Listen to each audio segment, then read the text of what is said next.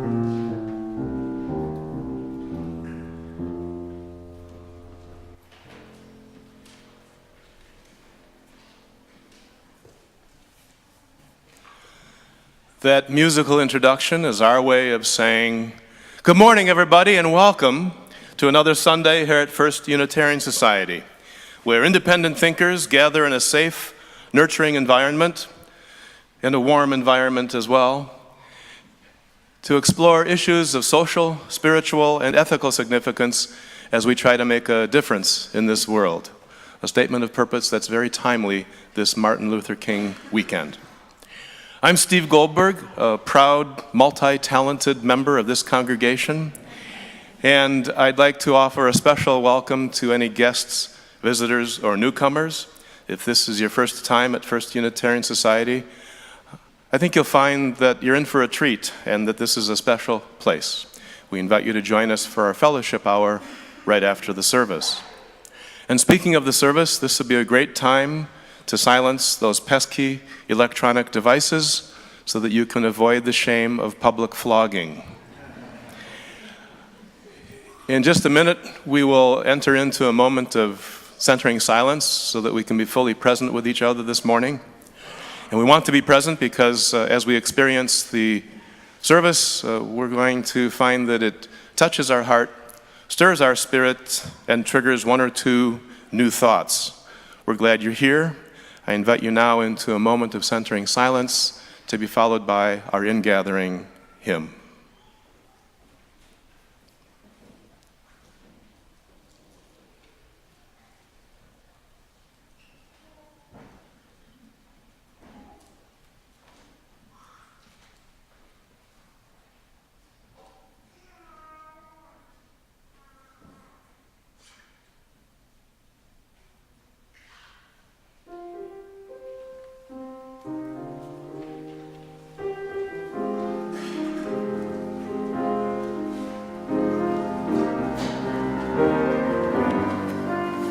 Good morning.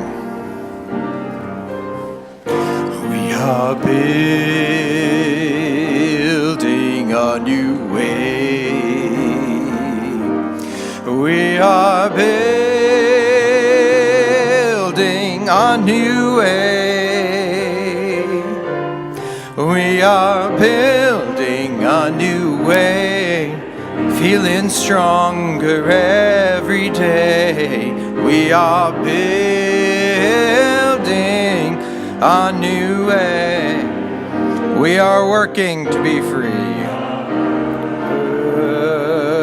Working to be free. We are working to be free. We are working to be free. Hate and greed and jealousy, we are working. We can feed our every need. We can feed our every need. We can feed our every need. We can feed our every need. Start with love, that is the seed. We can feed our every need. Peace and freedom is our cry. Peace and freedom is our cry. Peace and freedom is our cry. Peace and freedom is our cry. Without these our world would die. Peace and freedom is our cry. Remaining standing for our opening words and our chalice lighting. Welcome to this place of possibility. This is Love's Hearth, the home of hope, a refuge of minds in search of truth unfolding, ever beautiful, ever mysterious. Here, may compassion be our guide as we work to protect and to embolden ourselves in the storms of bigotry, hate, and division. In this place, may we find comfort and courage May we find sight that becomes vision to the unseen, to glimpse the good that is yet to be. We join in our chalice lighting words written by Deborah Falk, printed in your order of service, as together we say, we seek our place in the world and the answers to our heart's deep questions. As we seek, may our hearts be open to unexpected answers. May the light of our chalice remind us that this is a community of warmth, of wisdom, and welcoming of multiple truths. I invite us to turn towards each other and offer a warm greeting.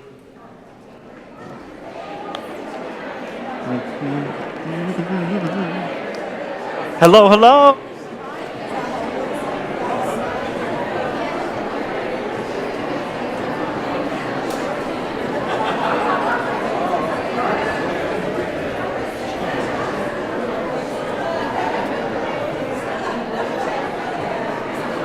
Morning. Good morning.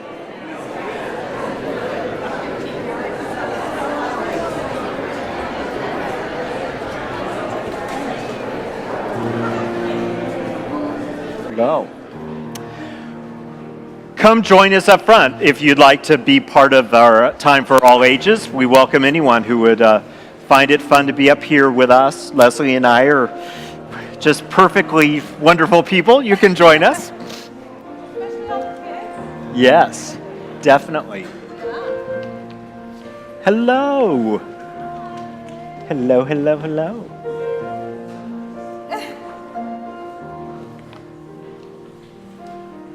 Good morning. Good morning, good morning. Good.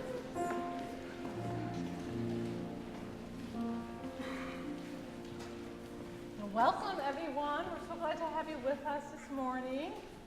I want to share a story with you about something that I found really exciting. My husband and I were driving, and we saw a car pulled over with its hood up, and we thought, oh, that person must be having some trouble. And we're not very good with cars, but we decided to pull over and see if we could lend a hand. And it turned out that the person who was driving the car, Ben, the battery in his car had died, and he needed to get a jump start, which means that we had to take some fancy cables from our car to his car and send some electricity his way. And then he was able to start his car. And the really cool thing about that is that he told us that he was on the way to the hospital where his wife was delivering a baby. And the fact that we were able to help him, that we took the time and, gave our limited skills to help him, made it possible, we think, for him to make it there in time for the delivery. And that got me thinking about how sometimes it's the small things that we do that make really big things possible for other people. Yeah, I love that story and how you're able to help Ben. And it reminded me that so often when other people help us, it also opens up possibilities for us. And those possibilities can allow us to be helpful to other people. I remember that when I served here in Wisconsin the first time, which was a very long time ago, I had a congregation near Milwaukee, and one of the members of the congregation went off on a little road trip, and on the way back, she got really sick as she was coming into Chicago. So sick that she stopped and she went to an emergency room, and they admitted her immediately, and several days later, she was still in the hospital and very, very sick. So the people in my congregation, which knew Helen, they knew her very well, they were also worried about her. And it happened to be a time when I went down to Chicago every week because I was in a graduate program down at near the University of Chicago. So I said to everyone that I would be happy to go try to find the hospital where Helen was at and say hello. Well, I forgot how complicated it is to get around in Chicago in the first place. So that was really scary to be in my car and finding a new place.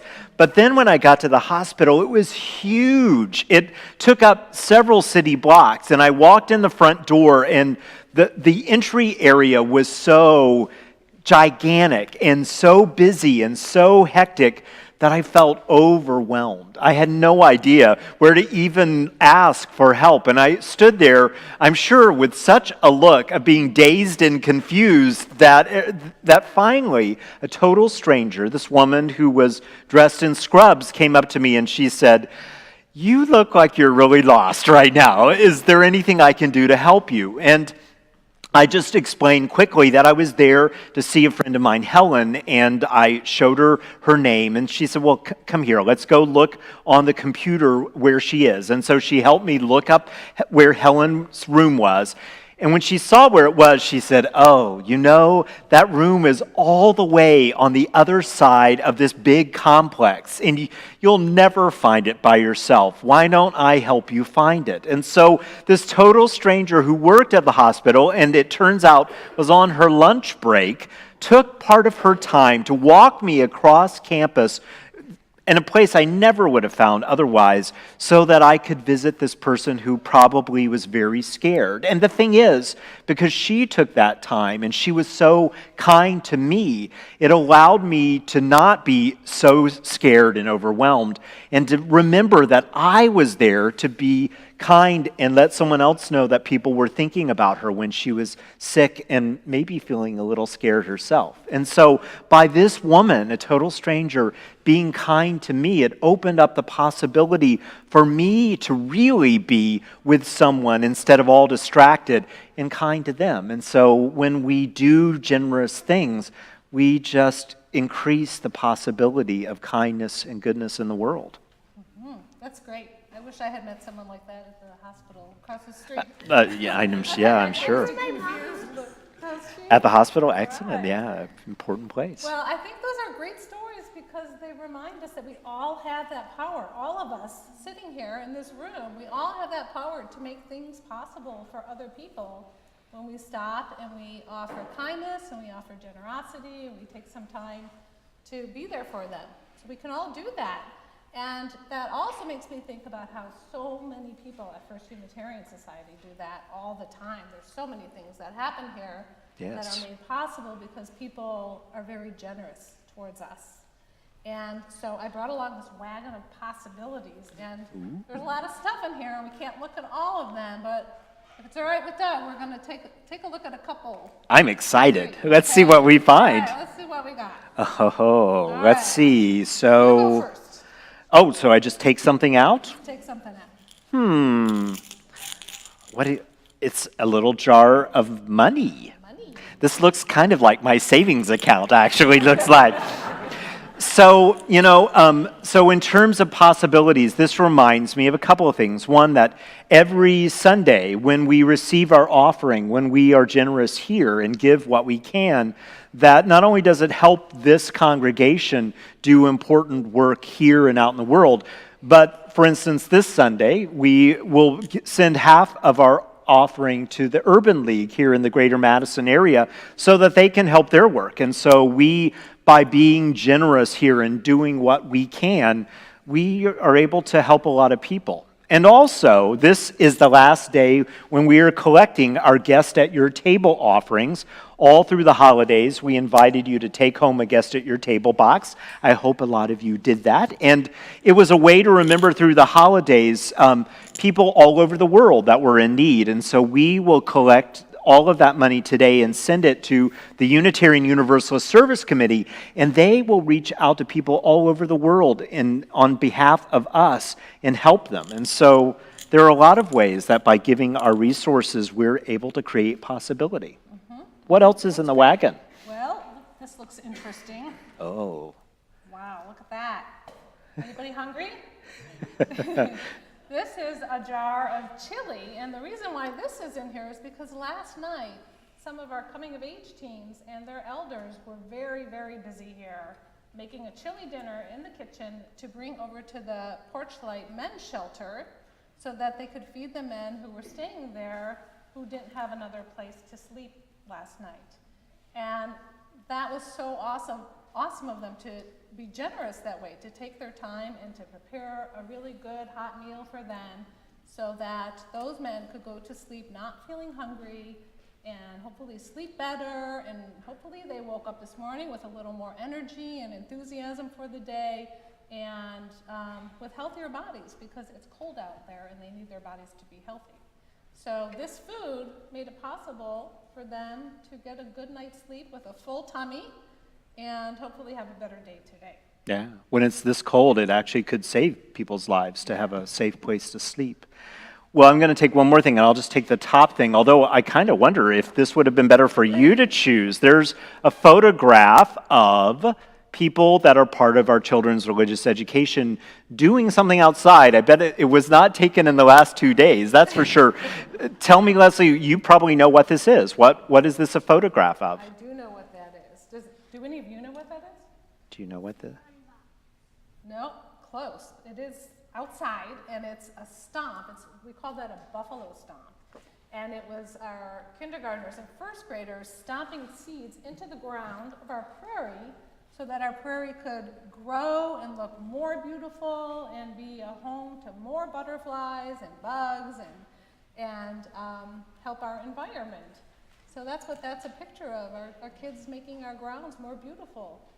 And that reminds me that every week we need the generosity of hundreds of people when it's all told up that teach and do other volunteer activities to allow our children's religious education program to be the wonderful, fun, exciting learning place that it is. And so that seems like a perfect time to say that we will sing together and invite you to your classes, but we hope that today friendship, new ideas, a new way of understanding life will be a possibility that is helped out by the ways that we all give what we can. And so thank you for looking at our wagon of possibilities. We're going to sing. Soon the day will arrive, and we look forward to hearing about what you discover in your class today. Thanks for being here. Thank you, Leslie. Let's stand in all the ways that we do. Hymn number 146. The day will arrive when we will be together, and no longer will we live in fear. And the children will smile without wondering whether on that day thunder clouds will appear. Wait and see what a world there can be if we share, if we care, you and me. Wait and see what a world there can be if we share, if we care, you and me. Some have dreamed, some have died to make a bright tomorrow, and our vision remains in our hearts. Now the torch must be passed with new hope, not in sorrow, and a promise to make a new start. Wait and see what a world there can be if we share, if we care, you and me. Wait and see what a world there can be if we share, if we care, you and me.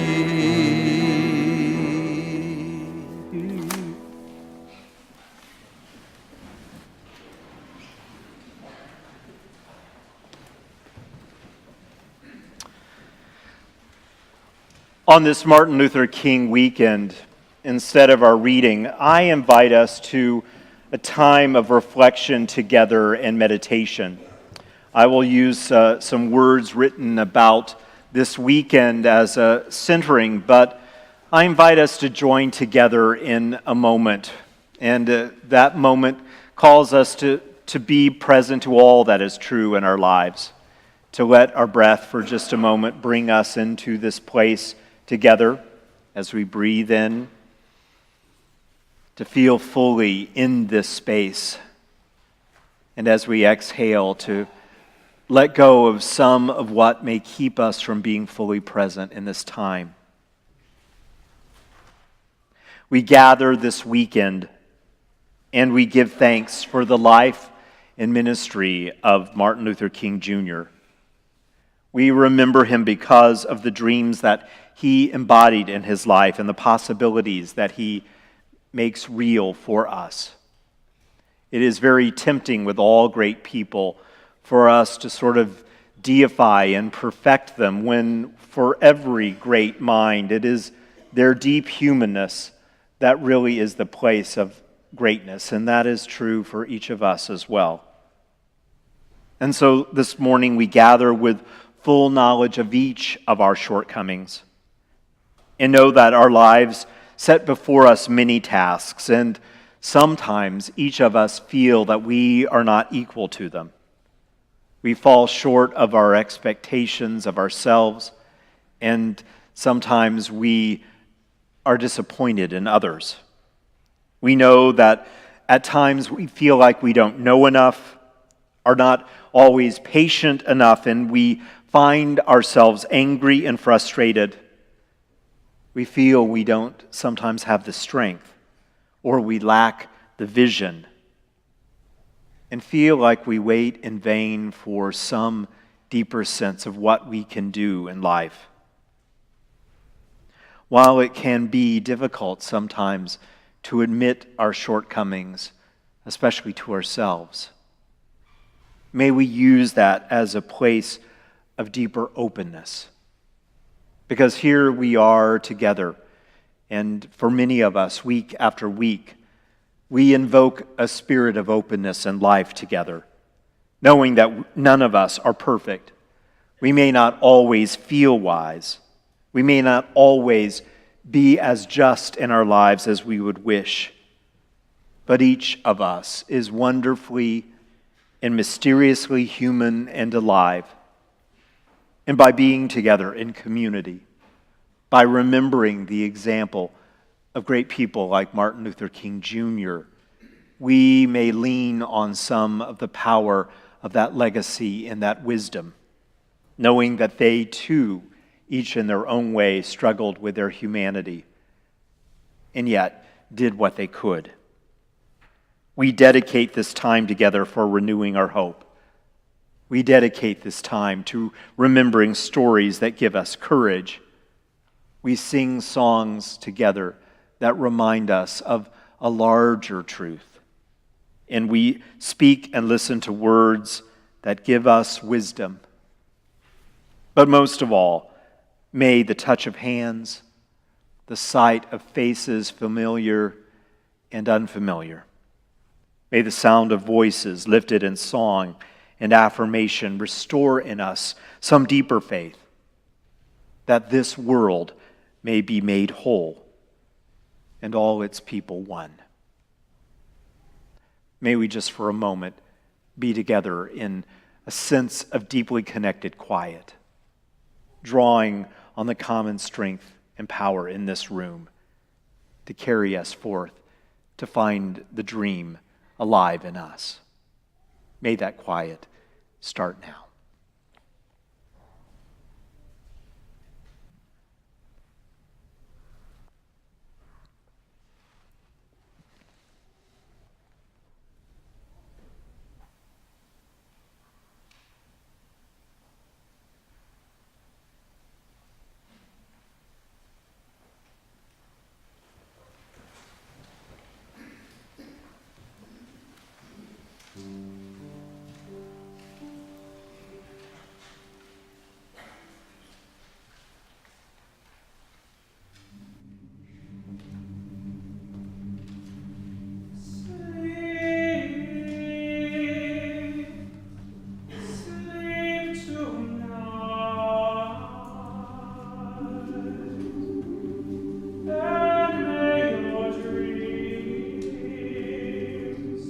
Be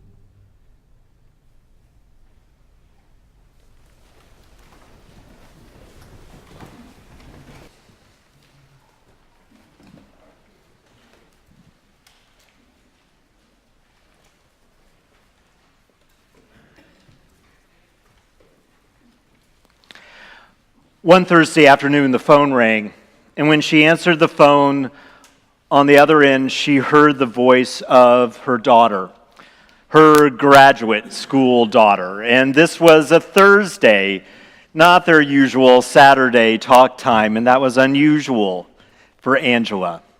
And so she said curiously, "Angie, how wonderful that you called on a Thursday. Is everything okay? How are things going with your new catering job? I hope they're not working you too hard." And Angela said, "Oh, no, it's fine, Mom." But she could tell that Angela's voice sounded troubled and heavy.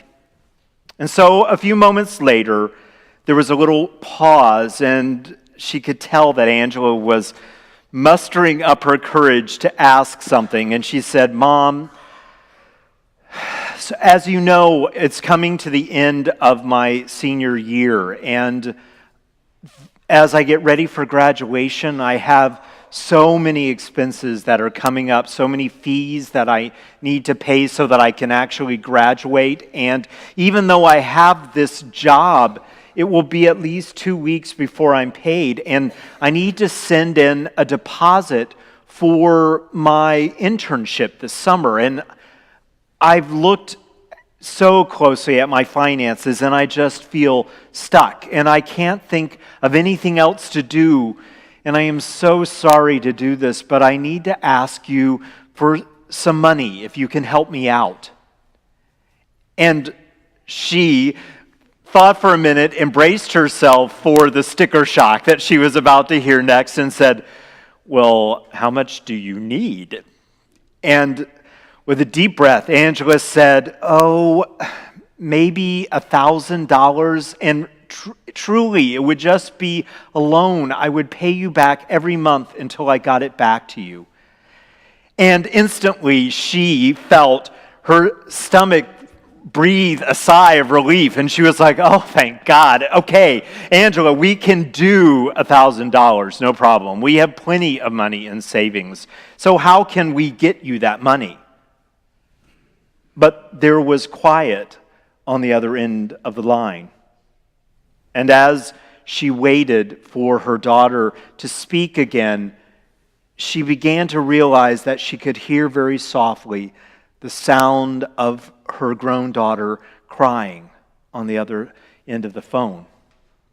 And so she got instantly very worried. "Angie, what in the world is actually going on? Tell me what really is up." And her daughter was so overwhelmed with emotion that what felt like an eternity, she was unable to speak. And her mother worried so much about what might actually be going on that would upset her daughter so much. But in a few moments, her daughter managed just to say, "No, Mom, I'm sorry. I feel so bad that I had to ask you for money. There's nothing else, but I've worked so hard all through college and graduate school to mostly try to pay my own way. I know the two of you don't make very much money. I feel so terrible." And she broke down again into tears. And if she could have said more, she would have talked about how at that moment she felt so overwhelmed by life, so powerless, how she felt deeply ashamed. But somehow her mother knew that deeper truth and just said gently, "Angie, we are so happy to do this for you. We are so proud that you are the only one in our family who has made it through graduate school, and you have worked so hard to do so much of it yourself. We have this money in savings. It would make us feel wonderful to help you when we can." And a mother listened to the sound across the miles of her now grown, but in her heart, always her little girl, cry helplessly. This is a reflection on generosity and possibility, yes. But it is also a reminder to me and all of us that as a community of faith, it is important for us to talk about the resources that we have in our lives honestly, to talk about how we use our time, to talk about the way that affection makes itself known in the world. But most of all, I believe it is essential that we talk together about money. And not just when we are asking you for money. We need to talk about it because in our world, money has incredible power and effect. And that effect can bring about great good and great possibility, but it also very often mires us in deep places of guilt and fear, of hopelessness. And way too often, for so many of us, we struggle with a sense of shame and secrecy around how money is affecting our lives. And if we were to allow that to continue as a community of faith, we would so not be embodying some of the most essential things that we are here to do, to create a brave space for you to be your true self, to allow you to know more fully what is possible in your life, especially when you feel so deeply hopeless and overwhelmed. We need to talk about money because it is a place of great power beyond just our individual lives. One of the most significant legacies of Martin Luther King Jr. is that he addressed so many truths as he was working for justice and peace. And when he accepted the Nobel Peace Prize in 1964, King marveled at the resources and how available they were to us, people of privilege, and how far we had to go to give all people in the world the share of that abundance. He asked his audience, why should there be hunger and privation in any land, in any city, at any table, when we have the resources and the know-how to provide everyone with the basic necessities of life? Surveying the grandeur of the earth and the accomplishments of humanity, King observed, there is no deficit in human resources. There is a deficit in human will. And so we need to talk together about that deficit and work together, combining our strength to change it. We Unitarian Universalists are not strangers to understanding that all that we are given in life may be used in service to a greater good. Long before we understood it as a slogan, we lived into being on the side of love and letting that love be a place of empowerment and clarity and deep compassion. It is that sense of truth and honesty that we should bring as we talk openly together about all of our resources and how we feel about them and what they are doing in our lives, but especially the power of the complexity of money.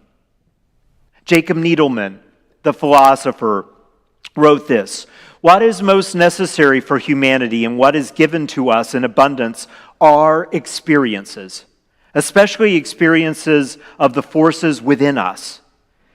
This experience is the most essential food. This is our most essential wealth.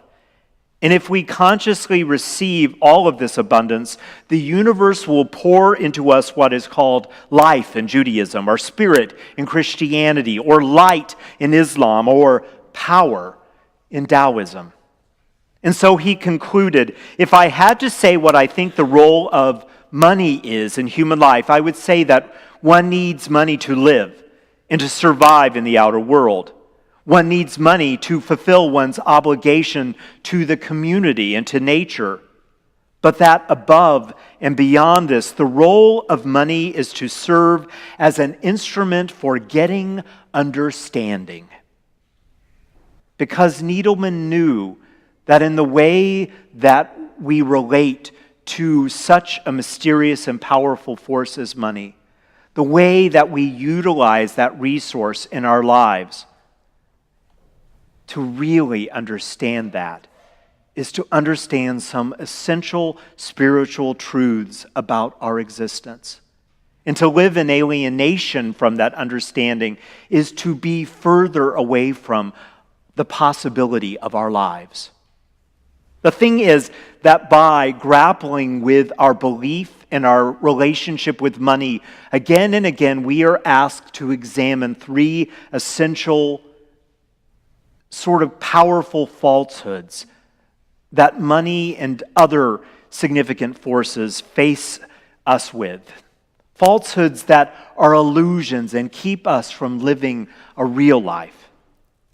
Sometimes in our relationship with money, we continue the illusion that we have a substantial self.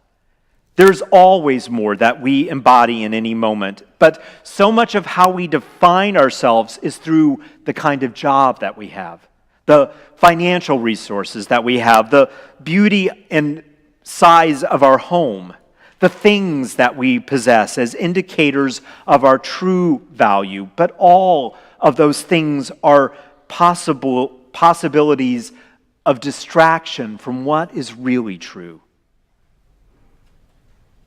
That relationship might ask us to understand those resources differently. What if we looked at our calendar or at our money app and understood that it was an indication of the way that we invest our lives in something deeper and truer? What if we understood how we use our time and our financial resources as a practice of loving kindness, strengthening our own sense of ourselves, bringing greater peace and wholeness to the people that we love, and by extension, bringing possibility to stranger and the planet alike, and understood that that ongoing legacy was an essential part of what the real self was about. Often in how we relate to money, we take part in the illusion that we have a permanent self. We work very hard to escape our finitude, our mortality, so much so that we use money as a magical force that will, quote, save us from our own mortality and the forces of change. So much that we spend about $160 billion a year on things like skin and healthcare, makeup, plastic surgery, diet supplements.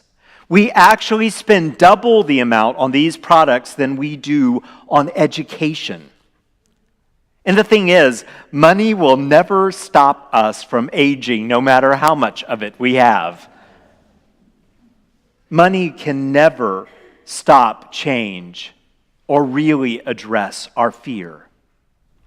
Generosity might invite us instead to invest in our legacies that will outlive our finitude. When we invest our resources in things that will build a stronger world and help our children move forward from a place of greater love and understanding and possibility themselves. Sometimes in how we relate to our resources, we live in the illusion that we have a separate self. But Taoism suggests that the nature of the world is interconnection, and this extends to the use of all of our resources. There is no way for us to use our time in truth except for in a deeply interconnected way. Whatever we choose to do with our financial resources, we change the world. All we need to do is to be more thoughtful in big and small ways to bring those changes more in accord with the world that we want to live in and build together. When we live out of right relationship with our time, our money, our affection, often we feel shame. And the thing is, as Brené Brown reminds us, we all experience vulnerability in our lives, which is often one of the core essential feelings and shame. But the difference between people who are in a vulnerable situation that are able to transcend a deep sense of shame and those who are not is that those people, according to Brown, believe that vulnerability is just a natural and shared state of life. And there is nothing about it that should invite us into alienation from ourselves and each other. Really, that moment of deep openness around money or time or affection, and all of us experience that, those are the moments that we are most deeply connected to each other. Generosity is just following that natural inclination and letting it lead us to what we best would do most deeply from within us.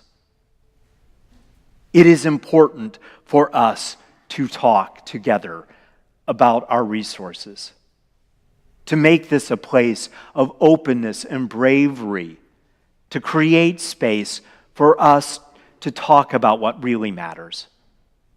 In this time when so many people are affected by the government shutdown, and we are in the absurd conversation about a wall that will do nothing but the polar opposite of what Martin Luther King and this country is about.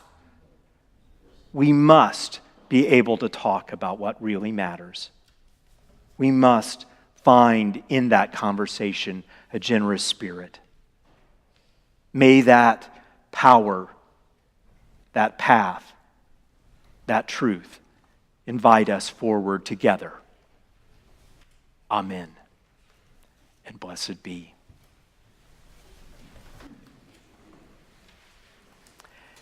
And so every week when we get to the place of the offering, we really are not just doing the business of receiving what supports the work of this congregation. We use it as an opportunity for us to think about our gifts and to think about the way that we share them with the world. And as we listen to the music for the offering today, I'd like to invite Drew to tell us just a little bit about how that music in particular might invite us to a deeper understanding of our connection. Drew.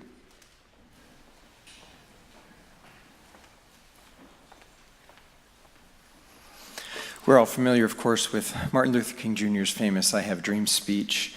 We may be just as familiar or less familiar with the poem by Langston Hughes that had some inspiration on it, and we're going to sing a setting of it today. It reads, "I dream a world where man no other man will scorn, where love will bless the earth and peace its paths adorn. I dream a world where all will know sweet freedom's way, where greed no longer saps the soul, nor avarice blights our day. A world I dream where black or white, whatever race you be, will share the bounties of the earth, and everyone is free. Of such I dream. Where wretchedness will hang its head, and joy like a pearl attends the needs of all mankind. Of such I dream." As we receive our offering this morning, may we remember that 50% will go to the Greater Madison Urban League. You can find out more about their mission in the red floors. May we now give generously together.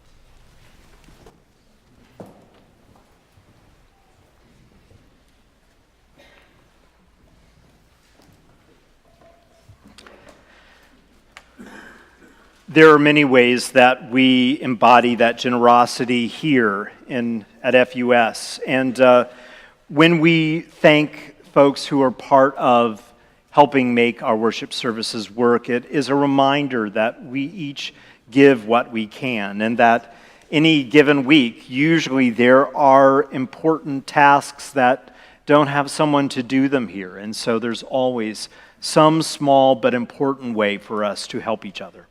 And so we are deeply grateful that Lois Evanson today is our lay minister, and that Elizabeth Barrett is our greeter, and Corin Perrin is both greeter and usher, along with Mark Hill, and that our ministry of hospitality and our coffee making is performed by Bisnitsky and Jeannie Hills. And our welcome and info table will be staffed by Karen Rose Gredler.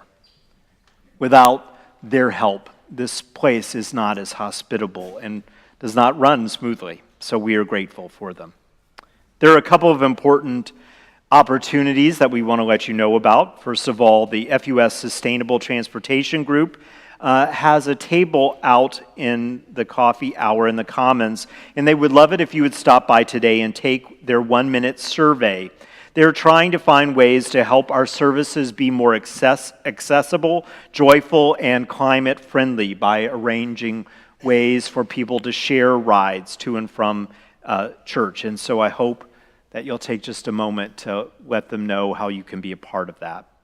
We also want to let you know that in February, there will be some important and wonderful celebrations around composer John Harbison's birthday, his 80th birthday. He's one of our most distinguished artistic figures. He has won the Pulitzer Prize in Music and the MacArthur Genius Grant for his work as a composer. And in February, Madison will join a number of cities around the world celebrating his 80th birthday. And FUS, First Unitarian, will serve as a center for some of that activity during the month.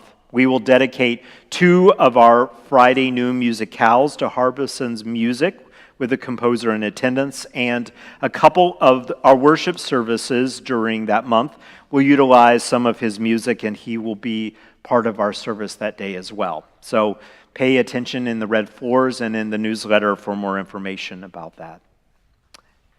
Now may we rise in all the ways that we do and join our voices in our closing hymn, number 149. Lift every voice and sing.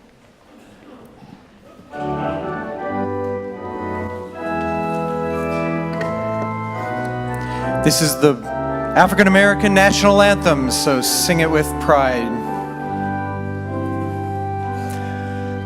Lift every voice and sing till earth and heaven ring with the harmonies of liberty. Let our rejoicing rise high as the listening skies. Let it resound loud as the rolling sea. Sing a song full of the faith that the dark past has taught us. Sing a song full of the hope that the present has brought us. Facing the rising sun of a new day begun, let us march on till victory is won. Stony the road we trod, bitter the chastening rod, felt in the days when hope unborn had died. Yet with a steady beat have not our weary feet come to the place for which our fathers sighed. We have come over a way with tears has been watered. We have come treading our path through the blood of the slaughtered.